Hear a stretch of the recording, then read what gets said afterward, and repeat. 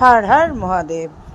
তো আজকে ছিল শ্রাবণ মাসের তৃতীয় সোমবার, তোমরা সবাই জানো। তো আজকে আমি আমার বাড়ির ঠাকুরকেই পুজো করাচ্ছিলাম, দেখতেই পেলে পঞ্চামৃত দিয়ে প্রথম স্নান করিয়ে নিলাম। তারপরে বাবাকে আবার যেখানে থাকে সেই জায়গায় বসিয়ে দিলাম, দিয়ে এই যে অশ্বগন্ধা দিয়ে ঠাকুরকে আমি একটু সাজিয়ে নিলাম। তারপর একে একে বেলপাতা ফুলগুলো দিয়ে আবার একটু বাবাকে আমি জল ঢেলে নিলাম। ঠিক আছে, তো দেখতেই পাচ্ছ তোমরা আমার পুজো। আর লাস্ট আমি কর্পূর দিয়ে বাবাকে একটু আরতি করেছি আজকে। তো এইভাবেই আমি আমার পুজোটা সম্পন্ন করলাম।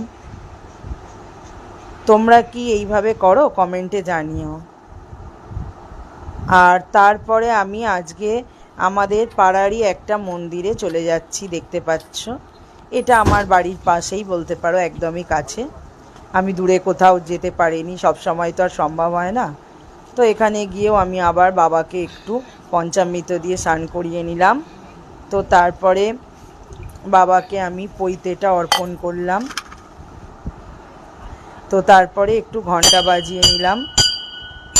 তো এইভাবে আজকে আমি আমার পুজোটা কমপ্লিট করলাম। চলো, টাটা।